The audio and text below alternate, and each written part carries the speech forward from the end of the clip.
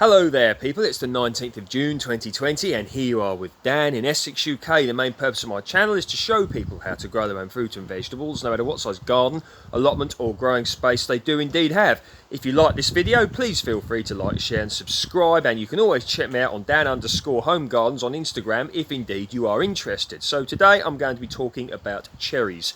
So the specimen behind me, which is absolutely lovely, if I must say so myself, is the variety Stella, which I believe was developed in the year 1956 in British Columbia and was indeed the first self-fertile variety of cherry. Isn't that fantastic?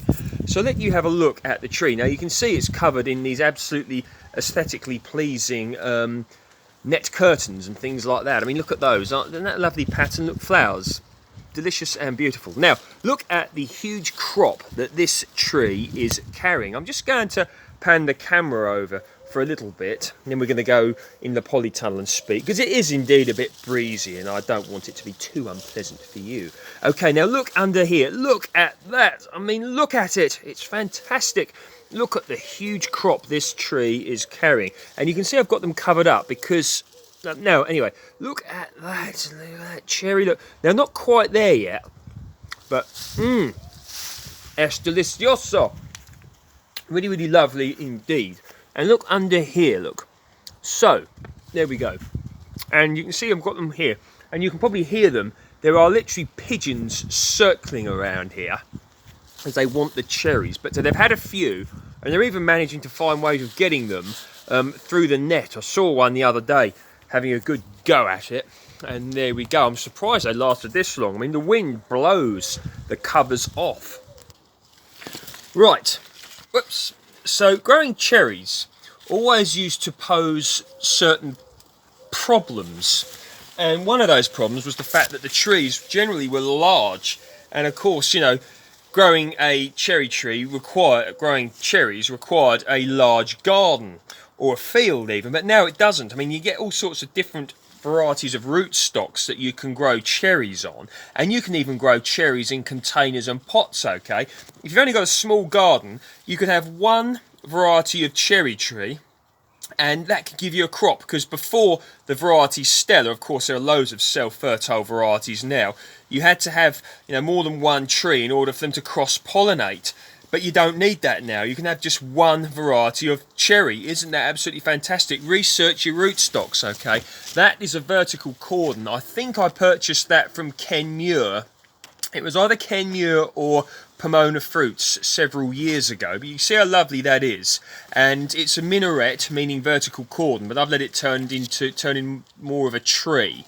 So there we go. Now, with regards to growing cherries, okay, the biggest issue that you're going to have is birds, okay? Birds absolutely adore cherries, and I'm talking about, you know, pigeons in particular, I've noticed, absolutely love them.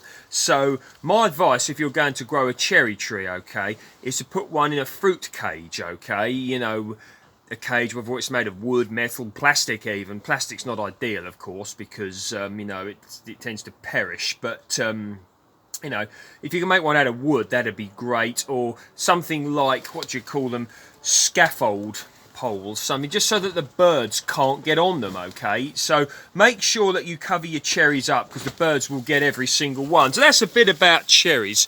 Now, oops. Down here, look. Now, we're going to have a little look at the peaches because, well, why not, hey? So they're looking absolutely fantastic and amazing. They truly are. Okay, so we're going to have another look. We have a look down here. Now, these are actually gooseberries, otherwise known as goosegogs, okay? This is variety, if I remember correctly, Hinnon-Mackey Red. Now, look at them. Absolutely lovely. And once again, okay, oh, yeah. Nearly there, actually. Won't be too long. Another week or so, and these will be ready. Okay. Now, these are another favourite of pigeons. Okay. So what we do is we put the net curtains like that. So I'll tell you, right, if anyone out there is throwing away net curtains and you can get hold of them, because they're brilliant, because they let the light penetrate and they keep the birds off. So there we go. That's what I do with mine, because I'll show you what happens if you don't. They've gone now, but literally I came back the other day, and my Invicta gooseberry bush, which is kind of been engulfed by the raspberry, they're all stripped, okay? Now regarding the cherries, right?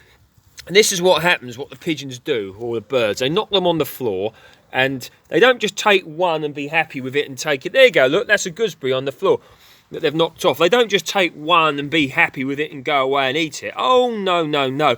What they tend to do is smash a load of them on the ground and decimate the ones on the crop, on the tree, eating little bits here and there. I mean, look at those, and yep, there we go. So all under here, there we go.